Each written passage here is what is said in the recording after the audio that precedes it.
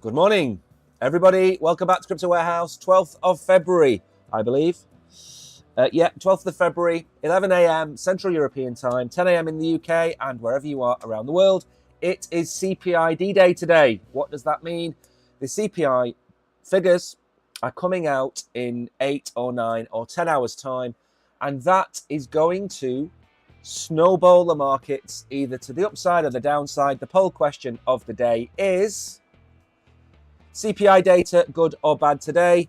Good, we go up. Bad, we will go down, bro. What do you think today is going to bring? Do you think we're going up? Do you think we're going down? Whichever way we go, I am going to have a look at the Bitcoin chart again today, third day running, and give you the direction that I think that we're going to go in.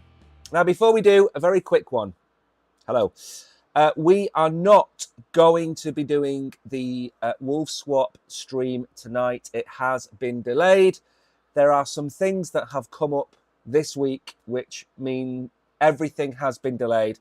We've not made any videos. We are doing the live streams, but we have been delayed for various reasons, not just one. Now, we're either going to do it on Friday or we're going to do it the weekend or early next week. It is going to be done, but for several factors, internal and external, we're not going to be doing the Wolf Swap stream tonight. That was supposed to be tonight at 7 p.m. So that's going to be further on this week. Now, what we are going to do is we are going to go through an awful lot of content. I said in Telegram last night, it's a really slow news day. Nothing happened, and then I went to bed and lots of things happened. So we're going to go through some minor news, minor woe. We're going to look at some XRP news. Don't say it in your head. Then, because it's such a slow news day, I've decided that I think it would be a good idea for me to show you why I am so bullish on Dupe. Why do I like Dupe? What is it about that project that I like? We're going to go through that. We're also going to go through AI tokens. Are we live or are we struggling? I think we're live. We're going to go through some AI news. We're going to go through 5 winners as picked by one of these so-called experts to see whether we agree with them or not. We are going to go through the ISO 20022. I don't know how you pronounce it where you are. I'm going to show you the list of ISO 20022 tokens because you may have heard them mentioned in the past. What are they and why are they important? I'm going to show you that list. And then I'm going to talk about Proton. Proton Mail has launched a Bitcoin wallet. So a bit more of a varied show today, not the usual kind of Bitcoin, Ethereum, Solana, ADA, XRP news. It's a bit of a mixed bag simply because there's not a lot to talk about. And it's been a while since I did a dive into a project. And again, full disclosure, I do hold Dupe, of course I do. But I am not sponsored by anybody to talk about anything today. That is not what this is about. I am bullish on certain projects because I've researched them, very simply. It's nearly gone. The cough has nearly gone. All right, Bitcoin coming in at 96.2. It's down a couple of percent. Chairman Powell spoke last night. He said some very hurty words about the markets. He said some very bullish things. He said some very negative things. He was kind of giving his Q&A session last night, and some things that came out of that were very good, but it was a mixed bag. So Bitcoin is down a bit. Ethereum is down below $2,700. It was above that yesterday. Again, not so bothered about that at this moment in time. XRP still hanging around $2.50, not bothered about that. Solana dipping below $200, but in line with Bitcoin and Ethereum, so I'm not too worried about that. BNB is having a renaissance. It was under $600 not too long ago. Again, I don't understand BNB. It's like the drunk auntie at a Christmas party. It's in the corner. It's asleep for the entire Christmas meal, and then it will wake up and it will scream turkey, have a drink of port, and go back to sleep. That's how BNB moves. It doesn't, and then it does. USDC, sorry, coming in. Probably the worst investment you could ever make in your life. It hasn't moved in 5 years. Dogecoin shouldn't be there. That needs to be put down. Cardano coming in at 9th, 80 cents. It was at 70 cents at the start of the week, 80 cents now. Tron, again, meh on Tron. Chainlink sitting in 11th place. Again, $18.50 for Chainlink is a really solid price, in my humble opinion. And Avalanche below $30, coming in at $25. That's good. Sui at $3.20. That's a good price. There are a lot of very decent prices in the market right now. But remember, I said this a few times, not every single token that exists out of however many we've got, 11.2 million tokens, not every single one of them is going to 10 or 20 or 50x in the next 6 to 12 months. That's not the case. You've got to be very aware that there's probably only going to be 50 to 100 winners this cycle. And it sounds a lot, but it's not when you're talking about 11 million. 50 to 100 is not, it's like who's going to win the Premier League? Well, you'd probably only pick one of the top 3 or 4 teams out of the 18. You certainly wouldn't be picking Ipswich or Southampton, would you? So you've got to be careful which tokens you invest in. I say that all the time. Don't invest in every token that you see, and don't invest in every token that you're told to invest in by some of these so-called gurus. Gito is up, Sonic, Fraction, BNB, of course, again, not many. The FTX distribution is happening on the 18th of February, 6 days from now. Next Tuesday, there will be $8 billion paid out from FTX. That's, I think it's seen as a positive. Losers, there's a lot of losers today.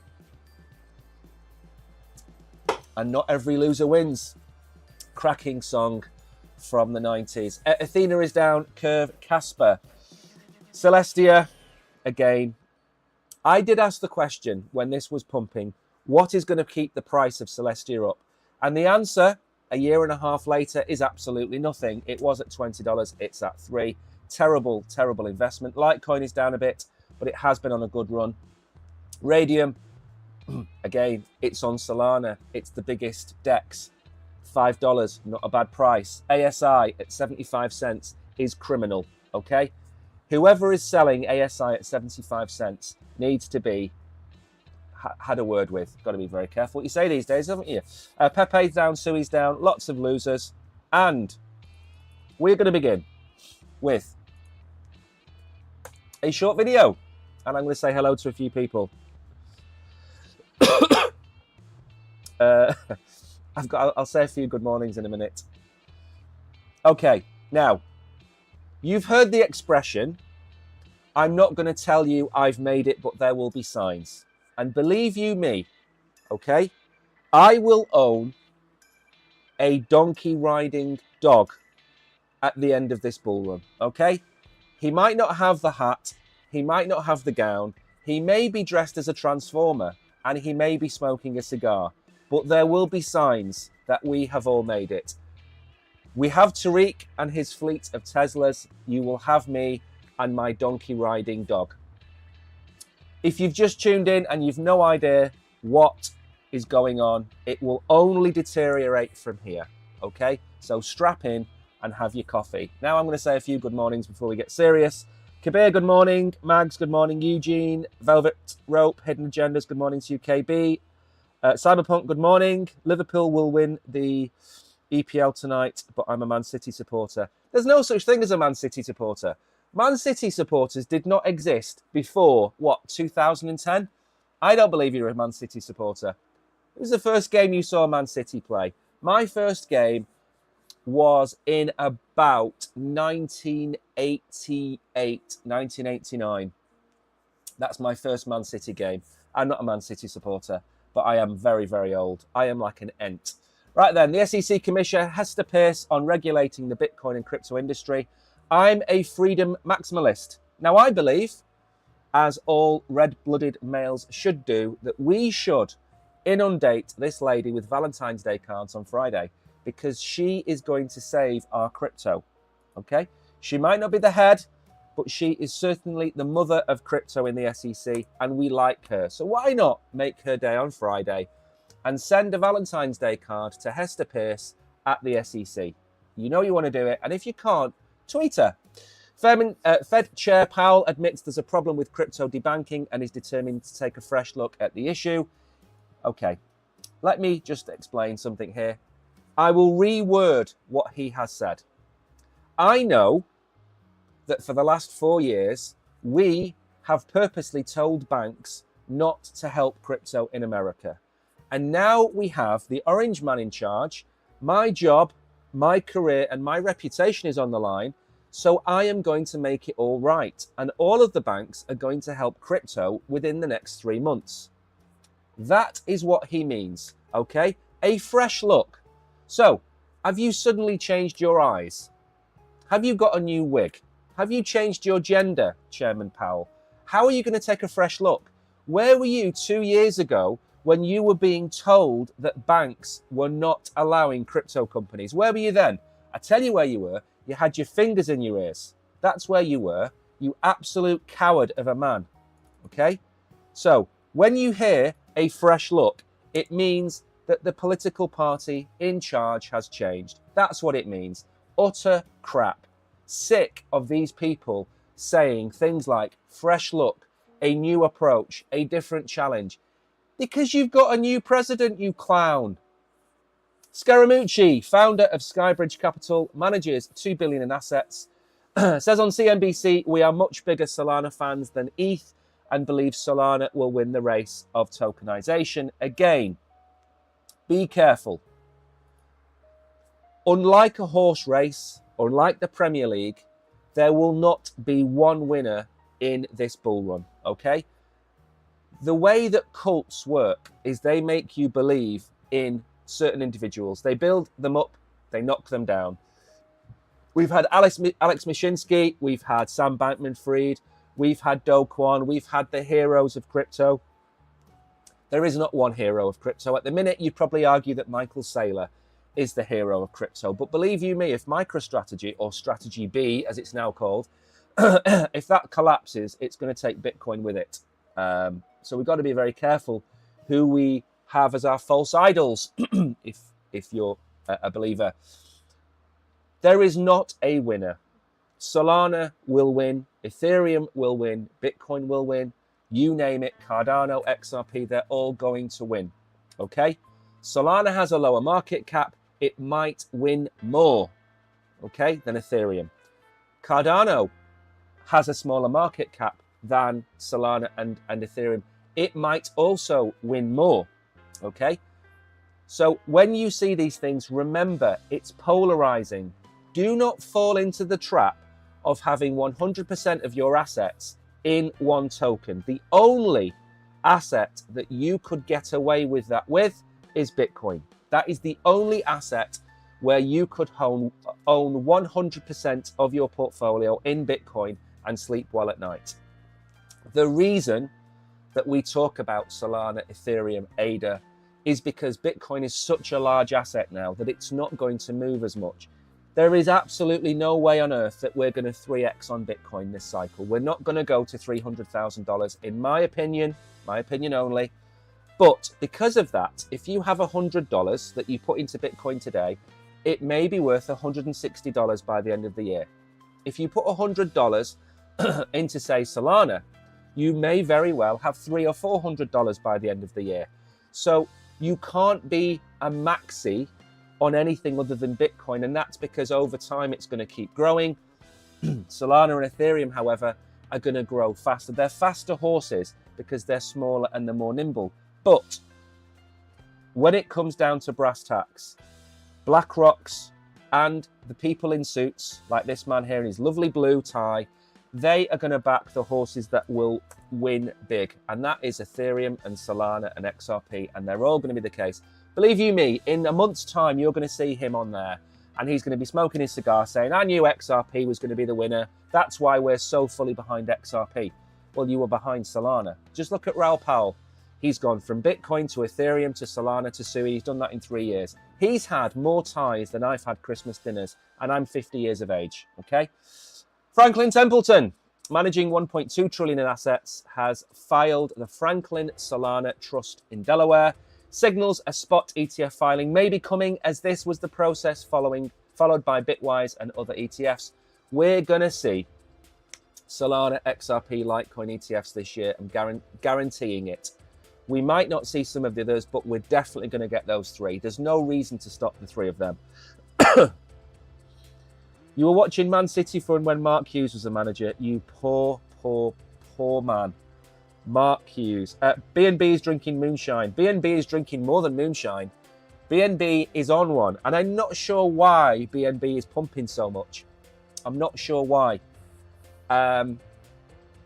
It does this, though. BNB does this. Now, there was a rumour, and again, they're just rumours, that a certain exchange was selling a lot of its profits in the last few days. Potentially, it was buying BNB, which would explain the pump. Now, Cointelegraph should be ashamed of themselves for luring you back into gaming tokens. GameFi has reached a market cap of over $15 billion. $15 billion. Doge has a higher cap than all of this put together, I believe. Does it not? Or it's close to that. What's Doge coming in at? 37. Okay, so let's put this into context. The entire market cap of GameFi, or GameFail, we should probably call it from now on, the entire market cap is less than half of that of a crappy meme coin. Okay? It's less than Tron and Cardano, and only beats Chainlink by a few billion. So, context, ladies and gentlemen. GameFi is a race to zero. There will be exceptions, and I know that. IMX, solid. Gala, I really love Gala. I love what they are doing. They will take Web2 games and integrate tokens and Web3 into it. It will allow for the creation of Web3 games. It's my favorite token in GameFi. But I wouldn't buy any of these tokens if they were on fire. Okay? Let's be honest. Now, why? Because it's a race to zero. Just because the tech is brilliant doesn't mean it's going to work and make you any money. That's simply put.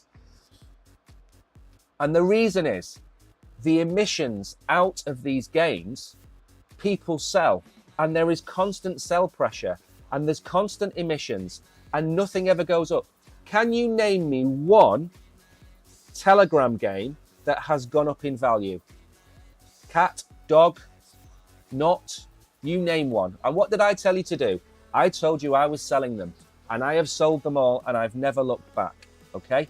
And yes, Gala is probably going to hit 20, 30 cents in the bull run. IMX is probably going to go to $4 or $5 in the bull run. Sand might even go back to $2. Yes, they're going to do well, but it doesn't mean anything. It means the money that comes down from Bitcoin and Ethereum into the alts, it will end up in gaming. It doesn't make them any good, okay? If you're going to pick a gaming token, then IMX and Gala would be the only two on that list I would go for. Floki, absolutely love it.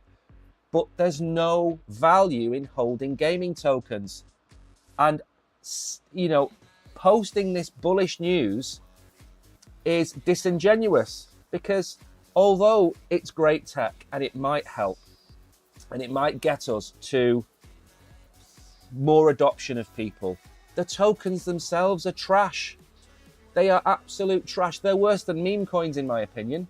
Absolutely worse than meme coins. Now, this was latest news. Good morning, Cello Sky. Welcome to the stream. MicroStrategy is exploring a potential collaboration with Cardano, signaling a major development for the ecosystem. Remember those dark days when I was here telling you about Cardano? It's one of those super boring chains, okay? It's so boring. The African nation states, the American government, Elon Musk, Microsoft, and I'm sure many, many others are looking at it because boring is good, okay? You want to make money in life, you do something boring. Recycling, storage rooms, okay? Package making, cardboard boxes, wrapping, whatever it might be. Really, really boring industries make money.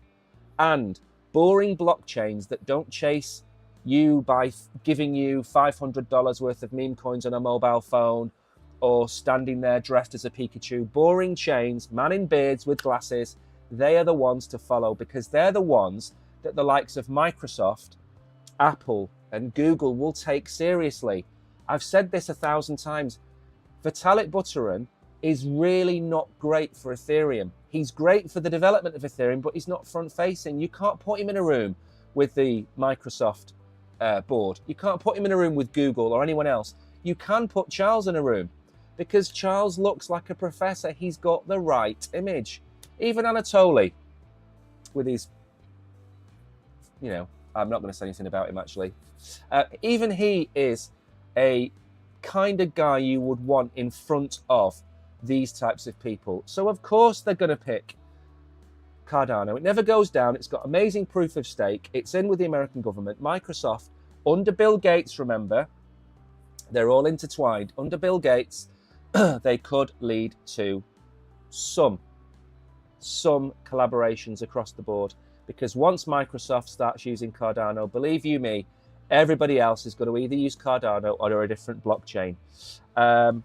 Anyway, excuse me, let's move on a little bit. Remember, there is a poll question today. Is the CPI data going to be good? So far, not too many votes, but enough. 77% say we go up. 23% say we go down. What do you think? Do you think we're going up? Do you think we're going down today? I'm going to show you the chart of where I think we can go to. You'll know them if you've watched before, but there we go. Bitcoin miner capitulation hints at sub $100 price bottom. Miners may be pointing the way to a major long-term Bitcoin price rebound. I believe this comes from the fact that they didn't sell, I believe. I'm trying to not cough today. 30-day moving average of the hash rate dips below its 60-day equivalent. Miners are perceived to be experiencing capitulation when Bitcoin becomes too expensive to mine relative to the cost of mining. So why does the hash rate fall? The hash rate falls because the miners cannot afford to operate them. There is no point in running a miner which is costing you $1,000 a day if it's making you $800 a day of Bitcoin. In certain instances, of course, others will just keep them running. So the hash rate then falls because they turn them off. When the hash rate falls, the difficulty falls slightly. So that's what it means. If you've ever looked at mining, you'll know there's a difficulty level every 5 days, especially if you look at something like Litecoin, for example. It changes every 5 days, normally goes up. But when the prices crash, the difficulty comes down and it makes it more profitable to mine. So, yeah, basically, without going into too much depth, the way that the Bitcoin ecosystem works is really quite clever in the fact that when the price falls, the miners get turned off, the difficulty drops. So the miners at the bottom, they then start to make more money. You know, maybe the home miners, the solar powered farms, whatever, they make more money. And then that drives the price back up because there's less supply of miners. They make more money. Then the other miners come in and we're away we go. Okay, terrible explanation of it, but you get the idea. The hash ribbon indicates the worst of the miner capitulation is over when the 30-day moving average of the hash rate crosses above the 60. We've just read that bit. And there we go. Okay, that is the chart showing you the 30-day and the 60-day. The 60-day is the blue, light blue, and the 30-day is the dark blue underneath that, and then that's the Bitcoin price. So again, it's all good. It's a reliable signal for the markets. Notably, it has only missed once due to the unprecedented impact of the market shock of COVID, he wrote in a blog post. A lot can happen. Charles Edwards, founder of Quant Bitcoin Digital Asset Fund, Capriol Investments miners added Bitcoin exposure in early February. They're adding to their stack. So basically what this means, and I read about this the other day, is the miners aren't selling. So there's less supply into the market. Again, because there's less supply, why would they sell at $92,000 or $93,000 when they can maybe hold on for another month or so and sell it for 115? That's how it works. And then, of course, when we do get to the 115,000, the miners sell at a bigger profit, and then that helps push the price back down. So there's always this constant flux of Bitcoin being mined, and then it may be a delay between that and Bitcoin being sold. Price then moves up, miners sell, people come down. Everybody ignores miners when it comes to the sell pressure. Now then, it's done it again. It's done it again. TradingView is forever making me look bad by bringing up a different chart. It says Bitcoin on the link, and it's brought up the Ethereum chart. Anyway, let's move on. No problem, Mags. See you soon. Absolutely no problem whatsoever. Right then. So, big day today. What's going to happen? The CPI data comes in hot. That means inflation is tearing away. And therefore, in the next FOMC meeting, there'll be no rate cut. That's a negative for the market. I still believe this area here is going to hold. Let's maybe do a smaller circle, okay? So I think we will come down to 87 to 88,500 if we have really bad data come out today, okay? And what I could see happening is, now this, bear in mind, these two vertical lines here, this is my leg up, okay? I'm still sticking with this leg up because this is when we should have a leg up. What I would expect to see is something like that, okay? That's what I expect to see happen. That's if we have bad CPI data. Now, we know Chairman Powell, I've said this before, he's like a dad before your birthday. You want a Scale X-Trix or a BMX bike. You ask for that. You don't get it. You don't get it. You don't get it. And then on the day of your birthday, you open, you wrap in, and it's a Scale X-Trix kit or a BMX bike. Okay, that's what he's like. He doesn't like the markets to front run their decisions. So, being that he was quite hawkish yesterday, there's a good chance that the data is actually going to come in quite good. A good example of this was a couple of years ago. He said that he didn't foresee any rate cuts in the year. I don't know if it was 2021, 2022, 2020. I don't know which year it was exactly. But he came out and he said, I don't think there's going to be any rate cuts this year. And then 2 months later, he cut the rates. So he's not a man of his word. But he also doesn't want the markets to front run him. So it's a balance. Personally, he shouldn't do that. Personally, he should be honest. So what could happen today? If the CPI data comes in 0.1% lower than it was, I would expect this line to be attacked, which is coming in at 99,500. It's probably not 99,500. If I move the line properly, it's probably about there, which is pretty much 100,000. I'd expect us to go there. If it's mega bullish news, I'd expect it to go a little bit higher, maybe back to 102. But around that figure, I think we should have a run at 100,000 today. If it's really bad, and gas prices have gone up in America in the last couple of weeks, in the last month, then I would expect us to breach 92, which is the 92.6 level there. I mean, we've got all of this support here. But if it's really bad news, worst case scenario for me is we come down here today. Worst case, okay? The nothing burger is this area here, 96, 97, 98,000. That's a nothing burger. And if it's super bullish, then we get back up towards maybe this level here, about 102,000.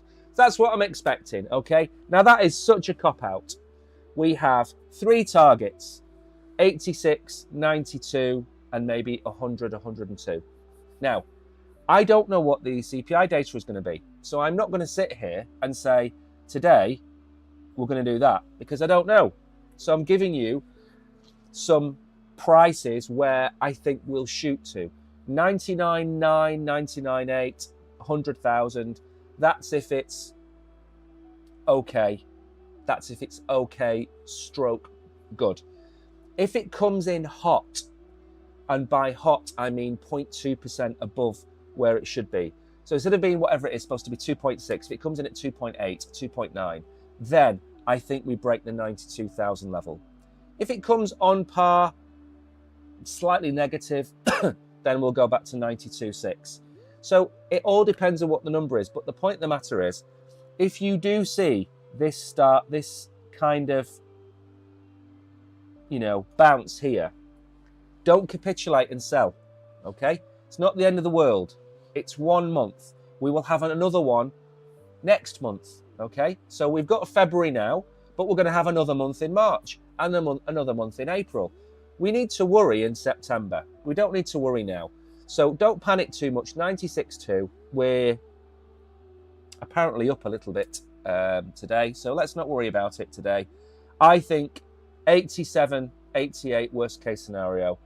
I think I'm going to come on this stream tomorrow and we're going to be at 97 to 95,000. I don't think it's going to be that much of a big news piece for us, all in all. Let's not worry too much. Right then, now this we've kind of covered before, but what we haven't covered before is the timeline. So yes, we talked about this on Monday. We talked about the Solana, the Litecoin, and the XRP ETFs. We talked about them on Monday. But this lawyer has given some timelines. Now, this is what's important, because I've said this before as well. It's not so much if, but when we get the ETFs that matter, because we have the dirty, great big bear called Grayscale sitting in the corner with its trusts, which get converted into ETFs. If the ETF goes live at the wrong time, it's going to dampen Litecoin, XRP, and Solana going into the bull run, because Grayscale is going to sell off. And it's done it with Bitcoin, it's done it with Ethereum. Third time is certainly not going to be a charm. So what I mean is, if they go live in September, it's going to mute.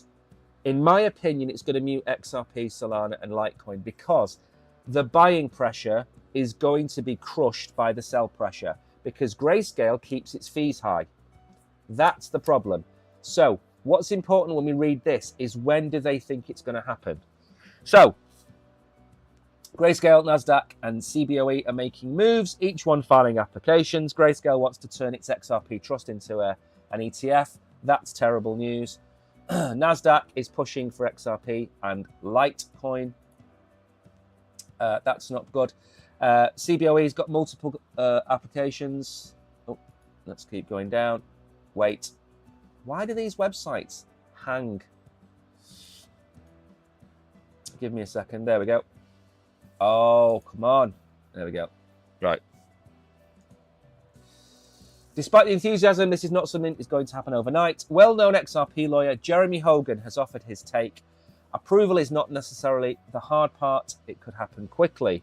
The approval can happen that fast, but then the S1 has to be approved. Think of it more like 8 to 12 months. 8 to 12 months. Okay? So 8 months from now is October. Nada bueno. Okay? The SEC's case against Ripple is not important anymore, because it's actually been removed from the website. That happened last night.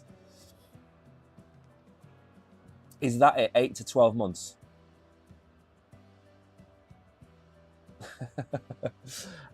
So the legal matters, he said, are not really a problem. What matters for ETF approval is already settled. XRP is not a security. That's the key takeaway when it comes to the green lights. We know about that. That happened last July, was it, I think? So 8 to 12 months. 12 months from now, February 2026, the beginnings of the bear market. So if we don't get the ETFs this year, we get them in February, that is bullish. Once they are approved, that will mean people will buy on the premise of them being an ETF by, say, December, January. What we don't want is them being approved and live in October or November. November is when I think the bull run tops out. If it goes live in November, I would sell before it goes live.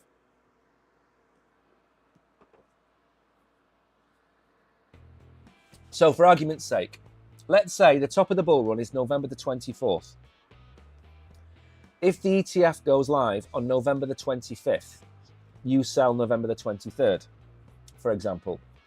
If the ETF goes live on the 1st of November, and we think it's going to, the bull run's going to run for another 3 or 4 weeks, I would still consider, based on the price, of course, selling, because the downward pressure from Grayscale is going to crush XRP, Solana, and Litecoin. And then we're going to spend 2026 saying, do you remember how we had this really great bull run? Everything was going well. Donald Trump was wearing a Bitcoin chain all through the summer on a t-shirt that had XRP logos. And then we got to the end of the bull run and Grayscale dumped on us. That's going to be the narrative next year. We don't want that. So if it's 8 to 12 months, as he says, we're talking about the earliest being the middle of October. If the earliest is the middle of October, we probably want it to be approved for December launch. That's what we want. Okay? So let's move on. We're not going to look at charts on this. We're going to do an XR. We're going to do a dupe article. So then, excuse me. Let's get on with this. So then, dupe.ag. Why am I so bullish on dupe? Now, there's a lot to get through on this. My camera is working, isn't it? Yes, I can see myself. Right, we're going to look at dupe. I'm going to look at the token. We've got a lot to get through, okay? And I did this simply because last night there was no news. So what is Jupiter? Jupiter is an aggregator. What is an aggregator? It's a website that takes all the prices from all the different dexes. So if I want to buy $5 of Solana, it will tell me somewhere where I will get it from via the chain. Obviously, I don't have any dollars on this account, but the point of the matter is, it will go and use Radium, it will go and use Orca, it will go and use Meteora, and it will get me the best price. So it's an aggregator. It aggregates the price from multiple different dexes. This is what WolfSwap does as well. WolfSwap is on Abstract, Base, Chronos, whatever it might be. That's why I like WolfSwap. Now, Jupiter is about to have a call tomorrow, and they're going to be talking about these things. 50% dupe buyback, new product launches, the 555 plan, and the up-and-coming vote. There is not one vote coming up for dupe. There are 8. And what happens when there is a vote? You get free crypto, okay? The active staking rewards, ASR, where they're thinking about turning the dupe that you stake with dupe into something that pays you like proof of stake. It might pay you 5 or 6% APR. So 1,000 dupe staked here might pay you 50 dupe a year. They're talking about the JRC deep dive, don't know anything about that, and the updates and the appeals. So there is a call tomorrow at 3:30. Now, the 50% dupe buyback is something they introduced where they said, we're going to spend 50% of our income buying back dupe and burning it, by the way. A buyback and burn. They're going to send it to what they've called a trash can. Now, this is just to give you an idea how much money they made in 2024. Okay? Now, according to Chain Catcher News, Jupiter Protocols revenue in 2024 reached 102 million, ranking it 7th amongst the dApps, with the perps being the big one that brought in 84%. Okay? The revenue in December grew 7 times. So, 3 million in January last year, 21 million in December. So ignore the 102 million and focus on the 21 million. They are bringing in $240 million a year, and it will only go up during the bull run. But let's say $240 million. They're going to be buying $120 million worth of dupe this year and burning it. 120 million and burning it. And they have a market cap of about, what, 1 billion, 1.2 billion? Just to put it into context. In the past 2 weeks, there was growth with revenue exceeding 36 million. Okay? Accounting for 40% of last year's revenue. So, based on last year's protocol revenue, 50 million is expected to be used to repurchase dupe. It had a market cap of 2 billion, not what I said, equivalent to 2.4% of the current market cap. But we know it's not going to be 50 million, and we know it's going to be 100 million-ish, 120 million. And that equates to about 5%. So they're going to burn 5% of the supply of dupe this year. Okay? What else is important about what I've just told you? The fact they make money. Okay? You can come back to me with your Dave AI project and tell me, oh my God, look at this Dave AI project. It's absolutely amazing. Okay, fantastic. Does it make any money? I'm sorry? Does it make any money? Does Dave AI make any money? Well, it's not about the money. It's about the tech. No. It's not about the tech. It's about the money. If it doesn't make a profit, then there's no point in holding it because it won't be here. It's going to run out of money and then it's gone. Now, I am trying to load up DeFi Llama to try and hopefully, if DeFi Llama works, hopefully show you a little bit of the volume of Jupiter and why, not just in terms of how much money they make, but how much money goes through them.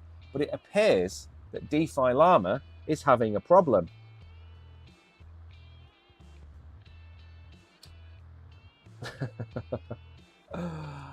Oh, come on, will you? Right, I think I have another DeFi Llama link. Let me try this one instead. Maybe DeFi Llama is down.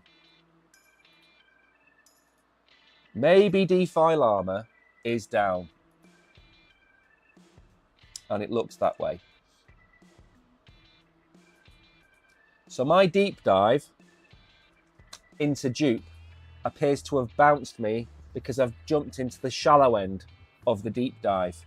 And thanks to DeFi Llama, we can't do that. So what I'm going to do is I'm going to have to show you the price. 404 page not found. You can't see that because it's under the date.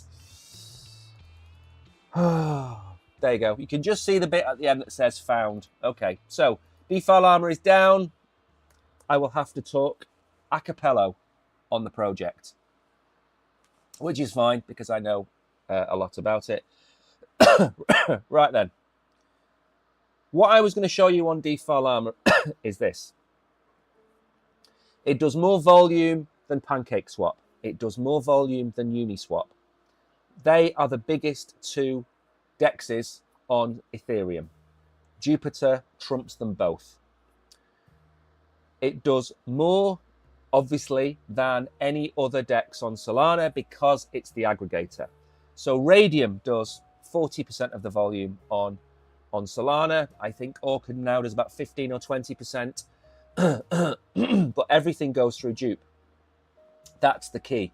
That is the important thing to remember. If you're going to go and buy a token on Solana, on DeFi on Solana, you're going to use Jupiter to get the best price. The same way, if you go and book a holiday, okay, you don't go directly to Thomson Holidays, or I don't know what you might have. You don't go directly to American Holidays. to book your holiday, you use an aggregator. You go to cheapholidays.com or cheapholidays.co.uk and you go on there and it will go through all of the different hotel chains, all the different airlines, and it will say, right, to get you from A to B, you need to use this airline and then you need to use this hotel chain. And if you book through us, we'll save you 20% off. Okay? And you'll use that. If you're buying car insurance, you will also use an aggregator. If you're in a fairly big country, you'll use an aggregator. So Insure and Go or Money Supermarket, if you want to get the best savings rates. All they do is aggregate and bring together all of the prices and they show you the cheapest price. That's what an aggregator is. And that's why you should use one. Okay? Now, the exchange you're on right now, that's obviously the best place to buy a token from. Okay? It's got the most liquidity. It's the best place to do it. But if you're in DeFi and if you're not on a chain, on a SEX as they're called, then you should use something like Jupiter or WolfSwap. Now, this has been a lovely, lovely, long-term place to get dupe. Okay? I don't think we need to go all the way to the bottom. Right? Good morning, Cohen. I hope you're well. So, why is it a good place to buy Jupiter? Okay. The projects that I buy, I base it on many things. Okay. The tokenomics are better now than they were 6 months ago. Why? Because they're burning 30% of the supply and they're doing a 50% buyback. Number one.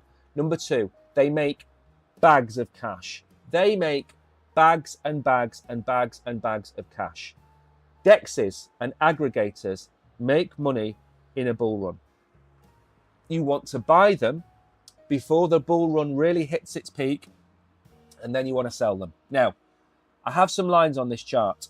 That $1.40 there, okay, if we go up a little bit, this is my, why is it not grabbing that line? There we go. Right.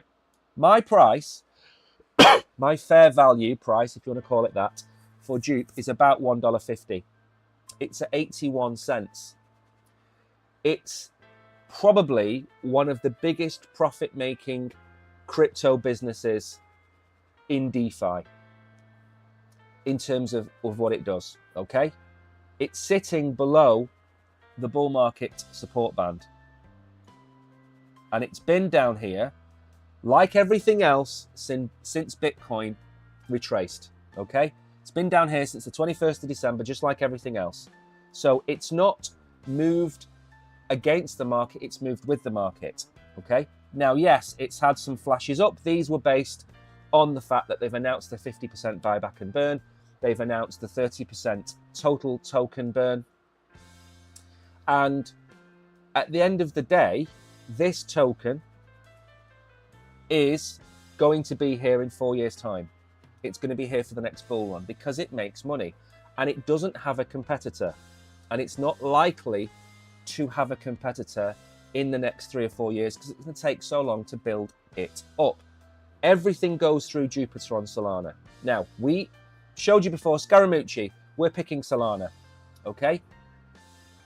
If you are serious about holding a bag of tokens that makes you money, you should, of course, hold Uniswap, and you should hold PancakeSwap, and you should hold Jupiter. You should hold a bag of Jupiter. We are at the price we wicked down to April last year. We then spent June to October last year at this same price, okay? All of you out there saying, oh, I've missed XRP, I've missed Cardano, okay? We always say the same thing. There's always opportunity in the market. And for me, I can't think of one negative for Jupiter. What would have to happen for Jupiter to go down in value? Solana would have to have a fundamental flaw. That would be one reason. Jupiter would, maybe Uniswap goes to Solana and starts eating into its market share. That's another possibility, okay? So there's two existential threats to Jupiter. What are the chances of Solana disappearing tomorrow? 0. What are the chances of Uniswap moving to Solana tomorrow? Not quite zero, but they've had 4 years to do it, and they haven't done. Okay?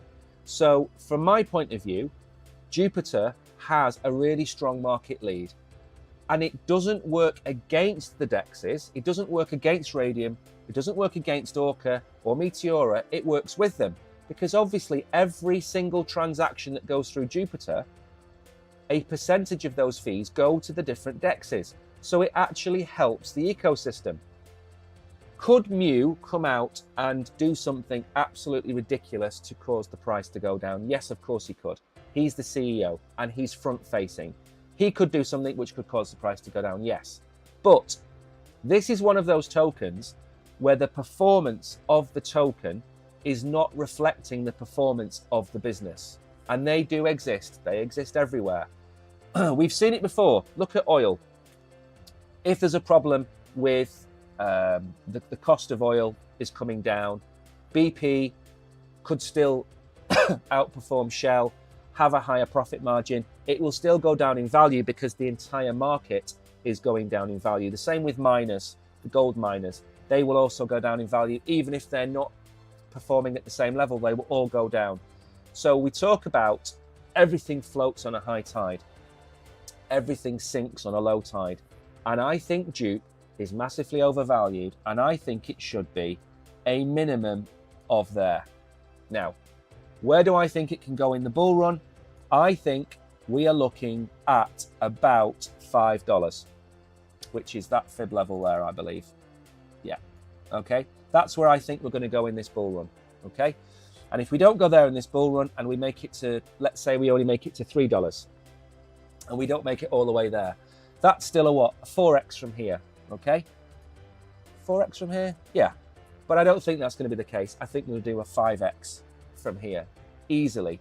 And you might think that that is wholly unrealistic. That's not how bull run works. A bull run is based on massive blow-off tops where we wick to levels that you have never seen before. So if we take Link, for example, just to give you an idea of what happens in a bull run. Okay, so this is Link. Now, the year before it blew off its top, it was sitting at $11. Okay, it reached $51 and it had a fairly sizable market cap at $11. So it did a 5x. Jupiter has a lower price, a lower market cap than Chainlink had 4 years ago. This did a 5x. So for me to say it's going to go to $5, it's still a solid 5 or 6x. I am not being unrealistic with my Dupe price target. And I have stuck to my guns on this. This is a solid coin. This looks like it's been attacked by the Triffids. This was my old chart that I did on here. Again, this, we should probably go to the one I was looking at, which is the perps. This is a really solid chart for me. It's holding at the price it's been at. It makes money. It's got a reasonably small market cap, probably one of the smaller market caps than we talk about on here outside of memes and AI. And for me, Dupe it's in my portfolio.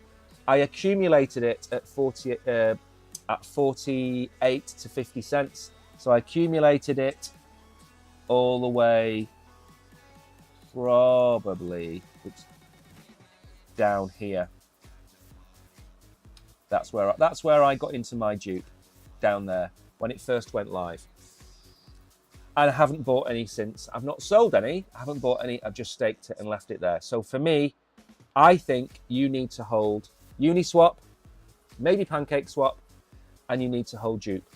Absolutely. I can't see a way around it, in my opinion. If you want projects that make money, then you need to look at Dupe. Right, then I'm going to move on very quickly to look at the next chart. Next article. Smart money shows signs of buying back AI agent tokens. Remember the narratives. The narratives are AI tokens are crap. Don't buy them. They're a waste of time. Okay. And then smart money shows signs of buying back AI agent tokens. We literally had an article last week telling you that AI was finished. And I said it wasn't finished because DeepSeek was a shock to this particular market. Virtuals, for example, is coming to Solana. Okay, whether that's a good thing or a bad thing for everybody concerned, it's going to Solana, so it's going multi-chain. Okay, the AI tokens were oversold. In my opinion, they were oversold, and they were oversold because DeepSeek wrecked not just the market, it wrecked Nvidia as well. Don't forget, I think Nvidia had the largest drop of any company's valuation in a day. Didn't it lose 3, 4, 5, 600 billion in a day because of DeepSeek, which ended up being deep fake, because what they said they could do was not based on reality and was based on a lie, because they'd bought $1.5 billion worth of Nvidia. I don't know what they were actually. Nvidia chips, Nvidia boards. They bought them and didn't declare them, and said that they did it all with 5 packets of ramen and a loaf of bread, and that wasn't the case. And now the markets are recovering. Now we're not going to read too much of this because it's not. We haven't got the time for it really. But what I would say is we're not going to mention that one either. I would look at virtual. Okay, I would look at AI16Z. And I would look at AI XBT. They would be the tokens that I would look at for AI. I'll show you very, very quickly the way to find them. So if you go to CoinMarketCap and you want to do research into AI tokens, you want to do research into meme coins, you go to the top right-hand corner, you type in AI, you go to categories, and then I think it was it generative AI? I can't remember if it was this one. Let's have a look.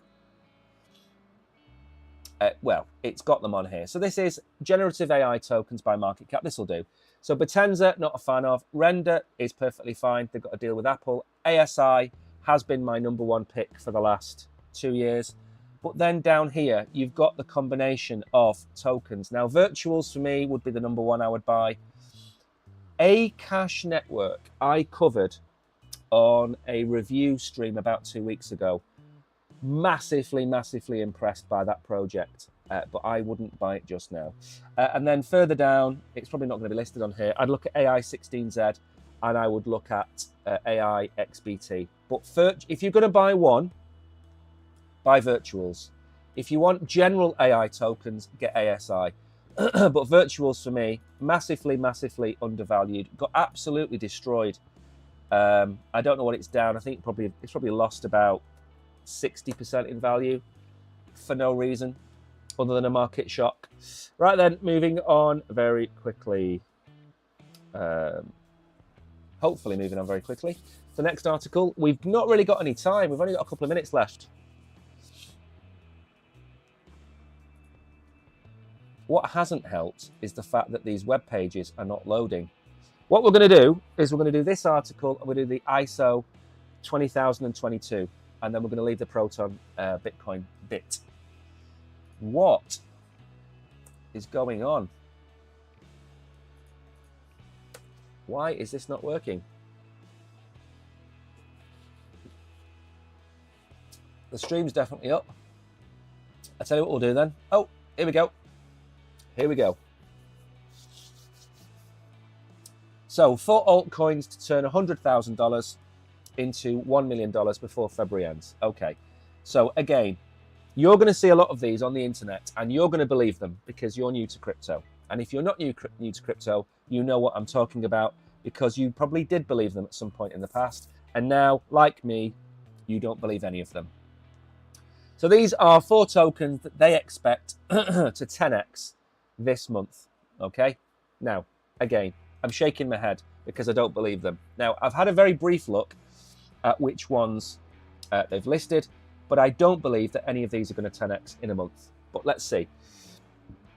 So first one up is the Solana meme coin. It's got a market cap of $650 million.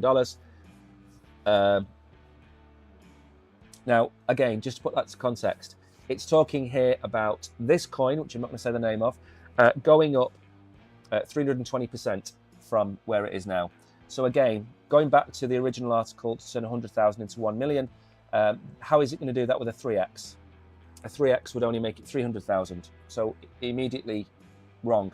Would I buy this coin? No, I wouldn't, but it doesn't mean you shouldn't. It is, unlike a lot of coins, it is bouncing off support. So again, if you like this type of coin, go and buy it. Trump, I said yesterday, I think, excuse me, I think getting to $30 is where this coin is going to go. I think it's about $17 or $18 now. I think it'll go to $30. That's what, 40% gain? I think so. Trump just has to mention it or allude to it and it will rip. Would I hold it long term? Absolutely not. Okay. Virtuals, we've just been talking about that. That got to $5.25. I think it's now down at $1.14, $1.15. We've just looked at that. So again, that's probably a 4x from where we are now. I think that the narrative will come back for AI and these coins will pump. And I think getting in at $1.14 is not a bad idea. If you're going to pick one AI token, pick virtuals. I think I hold $100 of it, if that. I don't hold a lot, and I'm not paid to say these things either.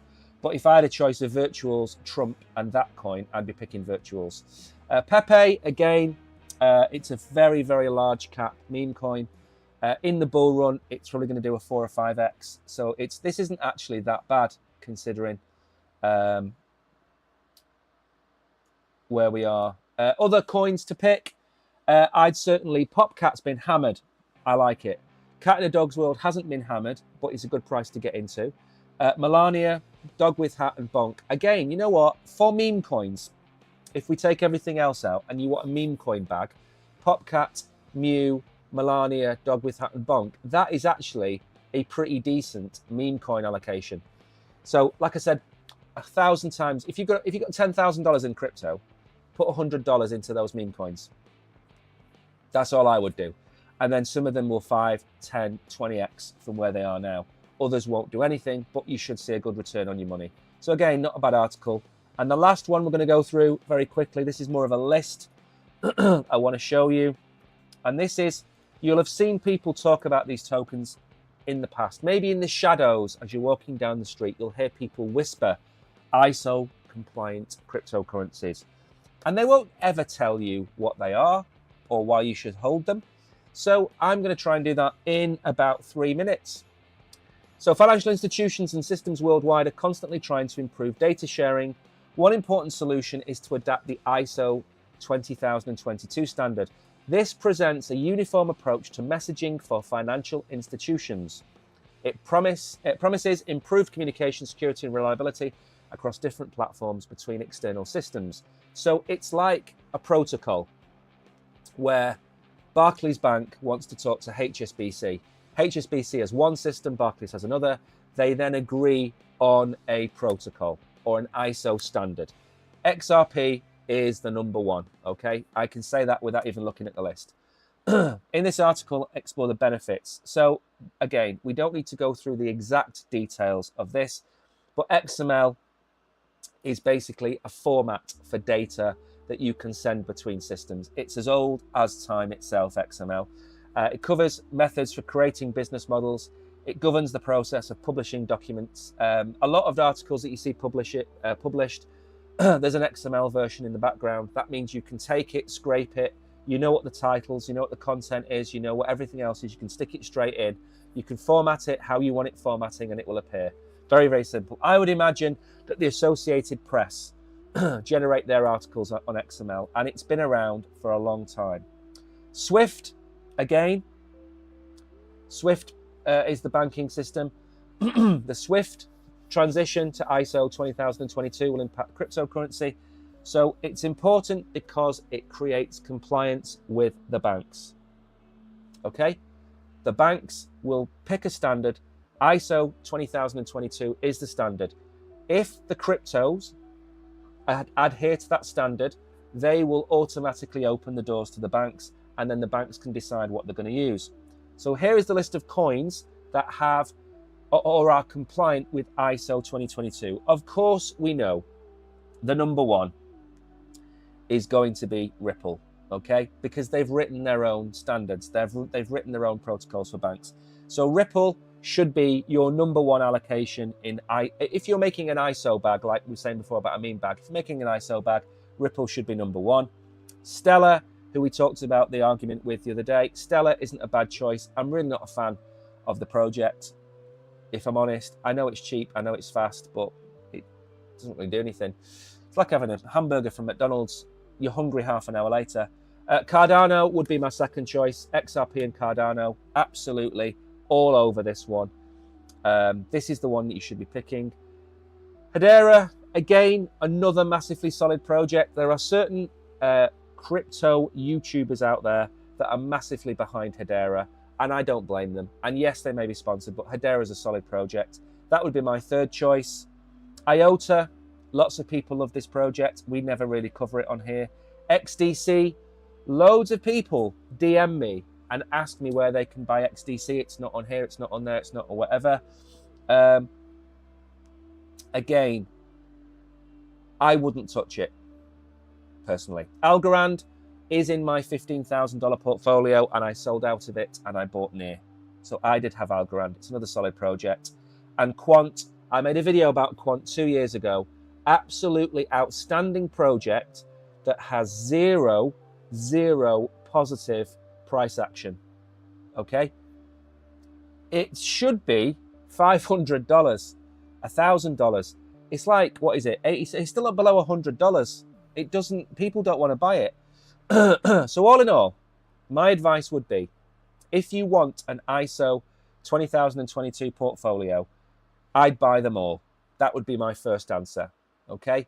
And that's because, don't take my opinion for anything, okay? If you have $1,000, I would put $300 in Ripple. I would put $300 in Cardano. And then I would divide the rest amongst Stellar, Hedera, IOTA, XDC, Algorand, and Quant. That's what I would do, because they're all going to win. We said before, when we're talking about Solana and Ethereum, there isn't going to be one winner. There are going to be multiple winners. XDC could be chosen by the American government tomorrow. Hedera could be chosen by the American government tomorrow. We don't know.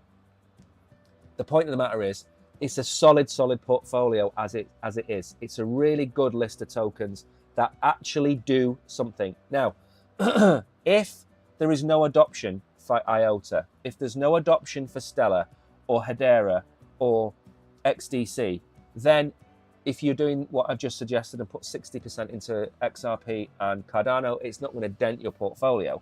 And what you might find is that maybe Algorand runs 20x, and that will make up for it. So that's how, and that's why you should have a diversified portfolio, is because if you put all your eggs in one basket, if you go and put everything into Jupiter and it all goes wrong and it only goes to $2, you've shot yourself in the foot. If you're invested in Cardano and XRP and Jupe and Algorand and Hedera and Quant and all of these other projects, then some of them are likely to massively outperform others. That's why you should have a diversified portfolio, in my opinion. Anyway, I have overrun by a mile. The CPI is in, as far as I believe, about six or 7 hours time. Okay? 6 or 7 hours from now is the CPI data. And the targets for Bitcoin, if we have meh, it's 92,000. If it's slightly positive, I think we'll run at 100,000. If it's disastrous, then we go to 88,000, I think, 87,000. That is it from the stream. I am back tomorrow at 11 a.m. Make sure if you're new here to give us a follow. We are very close to 200,000 followers across the board. That is, based on my estimations, about 2 weeks away, maybe 3 weeks away. By the end of February, we should be at 200,000 followers. And I don't think that Bitcoin is going to catch us by the end of February. So have a nice evening, everybody. Hope the CPI data comes in okay. Check out the ISO projects. Check out Dupe. Certainly look to buy Dupe. at this price. I think it's a no-brainer. Take care. Good stream as well. Thank you for joining in, KB. I'll see you all in the morning. Bye-bye.